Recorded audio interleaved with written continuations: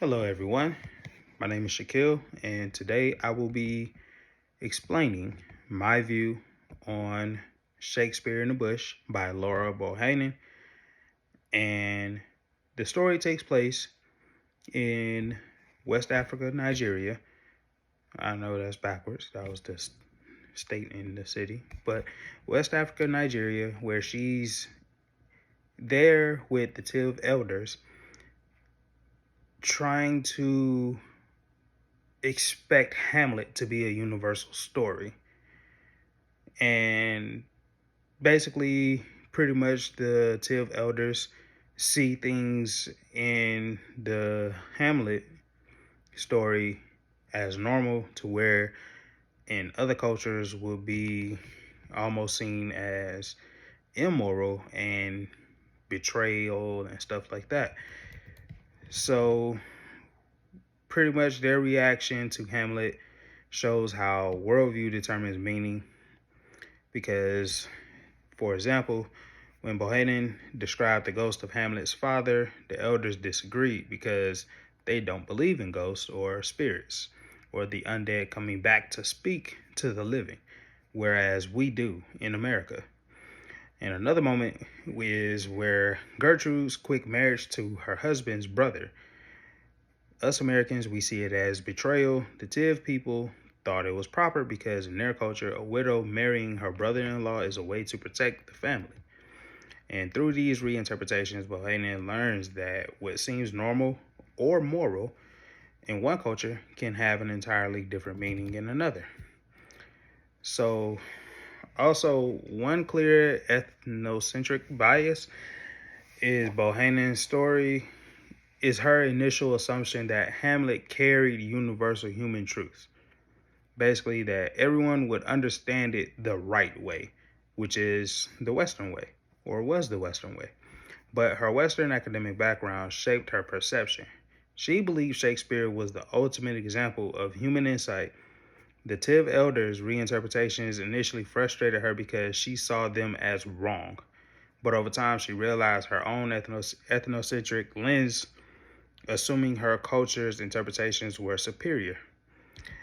It basically shows how even well-intentioned people can overlook how deeply culture influences understanding.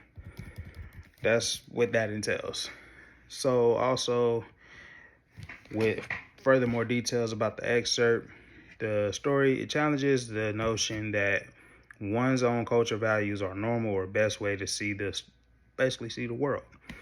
Bohannen believed her education in Western culture gave her the clearest understanding of Hamlet, but the Tiv's interpretations made her rethink what normal even means.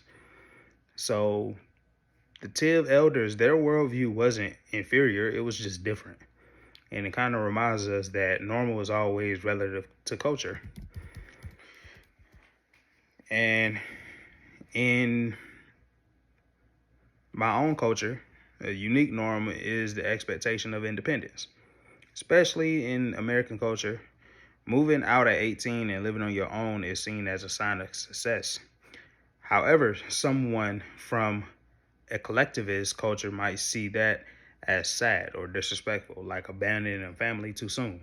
You're leaving your mom and your dad and baby brothers and sisters or older brothers and sisters behind. What we see as independency, some people might see as isolation. So, like, the same behavior can have different meanings depending upon the worldview. So, cross-cultural communication is a best practice for communicating across cultures, providing and practicing cultural humility, approaching others with curiosity instead of judgment. We get that a lot. The judgment approach instead of curiosity. Also, I read in this story, this small excerpt, that Bohannen learned this lesson firsthand because instead of arguing with the Tiv elders, she began to listen and appreciate how their interpretations made sense with their own belief system. So when communicating across cultures, we should ask questions such as, how does this make sense in your culture? instead of assuming our own understanding is correct. And with that, you can pretty much relate to this through your own experiences. And as far as with me, I can relate to them by my experience from moving from Augusta, Georgia to Atlanta, Georgia, and then later moving to Las Vegas, because in the South, people are generally more formal and slower paced in conversation. When I moved out here, I noticed people were more direct and faster. I initially thought they were rude, but I later realized it wasn't really rudeness. It was just a different communication style that is shaped by a different regional culture. And this connects to Bohannen's experience because, like her misunderstanding with the Tiv elders, my perception was influenced by my own cultural habits, not by objective truth. So, the biggest lesson from this story is that worldview is the lens through which we see and interpret everything: stories, behaviors, and morals, and even truth. Bohannen's experience proved that meaning is not universal, it's cultural. Her story teaches us humility. Before assuming others don't get it, we should ask whether we're the ones missing the bigger picture. So, in intercultural communication, understanding begins when we stop trying to prove we're right and start trying to see the world through someone else's eyes. I hope y'all enjoyed this tale. I hope y'all enjoyed learning about my experiences as well. I'll see y'all soon.